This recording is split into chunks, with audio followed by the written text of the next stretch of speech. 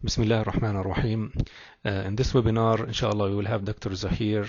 He will be discussing the medical aspects of Hajj. Dr. Zaheer is known in the Chicagoland area, and his specialty is in emergency medicine. Dr. Zaheer has been given Hajj seminars for the past 18 years, and he, mashallah, performed Hajj 2 times. And Dr. Zaheer also worked in Saudi Arabia for 6 years, and he is familiar with the environment there in the Saudi Arabia. And here is Dr. Zaheer to start the webinar, inshallah. Bismillah ar-Rahman ar-Rahim. Salat ala Rasul Kareem. Allahumma salli ala Sayyidina Muhammadin wa ala ali Sayyidina Muhammadin wa barik sallam. I want every one of you who are going for Hajj, Allah may accept your Hajj and make it easy for you.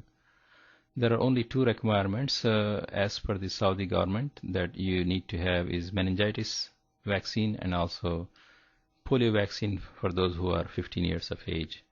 And vaccine which is necessary is also flu vaccine nowadays. With only those pilgrims who have a valid vaccination certificate can travel, which includes flu vaccine and the meningitis vaccine. Because of the last pandemic, I want to just make sure you understand what is epidemic and pandemic means. Epidemic means yearly events which are small changes, like we have been taking flu vaccine every year. There's no mortality, morbidity that much as compared to huge changes in the flu virus in pandemics where the immunity is low and people suffer a lot of casualties and a lot of mortality and morbidity. Historically, flu has killed a lot of human beings, and in 1918-19, 40 to 50 million cases, 500,000 people were killed from the Spanish flu. And similarly, in 1957, 1968, 2006, a lot of cases have seen. In 2009, last year, we had a pandemic for H1N1, where a lot of people suffered from unnecessary traveling problems because of the regulations from the CDC. They were stopped at the airport and they had quarantine, and they should have masks, and all problems were seen last year.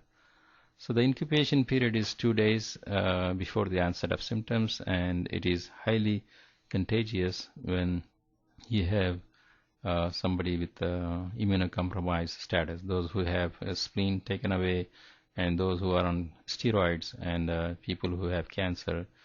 They are at increased risk of getting flu and also their complications. In a typical epidemic, 5 to 10% of adults will be affected, whereas in pandemic, 30 to 40% are affected. Tamiflu is a good medication for prevention. You can ask your doctor, your family doctor, to write a prescription, and it is better to carry in case you need it. The CDC recommends that H1N1 flu screening for international travels. There's still some airports who are doing this, and if you are having sickness, you do not travel. That's a better way of staying away from problems. Face masks and respirators are not recommended for persons who have no increased risk, but those who have very high risk patients, they are supposed to use face mask or respirator as needed. These are the preventive measures which I want to talk about. Is to wash hands frequently with soap and water. Odorless hand sanitizer is best, and when you cough, you use cover your cough with anything will be better. Avoid touching your eyes, and self-transmitting yourself is not good. So stay away from people who are sick. These are the common sense precautions you have to take. Transmission of meningitis is by respiratory contact, and meningitis is a deadly disease, and once you get it, the mortality and morbidities are very high. These are the signs and symptoms which I want to brief. High fever, headache, and stiff neck. These are the signs of meningeal irritation, and people become lethargic and very high fever, toxic looking, and that's why it's a dreadful disease. The best thing is to get the vaccination. There is no excuse for not getting vaccinated. These are the risk factors for those who get meningitis, those who have a splenectomy done, and those who have a respiratory illness going on, smokers, and those who live in crowded situations are at increased risk. The CDC recommends that travelers going to a specific geographical area should follow CDC recommendations as per the geographical area. The flu vaccine and the meningitis vaccines are necessary for travel. There's no excuse, as I said before. And now I'm talking about how to prevent injuries from happening.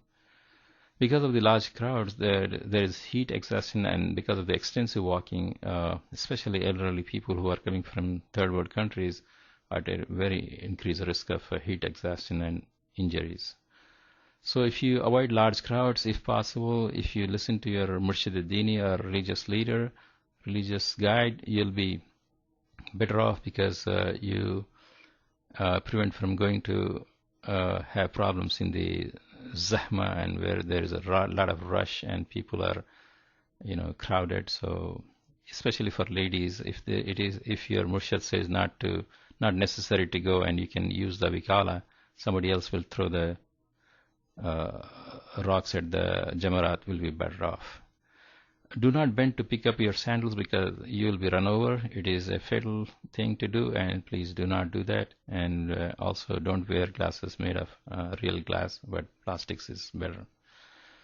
Heat injury, heat exhaustion, and heat strokes are very common. Drink plenty of water. Keep your water bottles all the time and prevent yourself from dehydration. Use handheld battery-operated fans with mist all the time to prevent you from having heat exhaustion, and drink plenty of water and juices. Allah subhanahu wa ta'ala says, whoever saves the life of one, it shall be as if he saved the life of all mankind. Keep this in mind, that whoever fellow human being you have, in general, whether he is Muslim or not, even outside the Hajj, Allah says, save the life. So if you follow our guidelines, like in trauma we say A, B, C, D, E, airway, breathing, circulation, deformity, and environment, if you follow the precautions, like A is for breathing. If somebody is not breathing, if you address the airway and call the ambulance and get familiarize yourself, what is the nearest clinic or the hospital available, it will be better off to know and call the ambulance. It's called Asaf, which is ambulance, and Mustashfa is hospital. So get familiarized your area hospitals there in Mina and Jamarat and wherever you are in Arafat. So these are the things which I want you to pack. Analgesics like Tylenol, Advil, and antibiotics, antidiarrheal, all those can be taken. And as we said before, odorless hand sanitizer, face masks, and shaving for head for men after Hajj is disposable. Blades are necessary as a law now. And few final points from our Sheikh. Yusuf Islahi, who wrote a lot of books, he says that ask forgiveness from people who have, you dealt with in your life. Ask their forgiveness. Because if you have done something wrong to them, ask their pardon, ask their forgiveness. If you have taken some loan, pay back their loans. And if you have done something wrong, or if you said something wrong, please ask their forgiveness. And also Allah subhanahu wa ta'ala likes, He has some likes and dislikes. He likes you to be in the masjid, go pray 5 times. And when you go there and knock the door of Allah subhanahu wa ta'ala, He should be able to recognize you, that this servant has come to me. And then Allah will accept your thing, your Hajj. And also avoid taking haram, and prevent yourself from haram. And do not take you're traveling there with haram money, haram clothes, haram food. Allah will not accept your prayers or your Hajj. So avoid everything haram, and Allah may accept you and your Hajj. Lastly, I request you to pray for me and for my family in your du'as. Thank you so much. Jazakallah khair.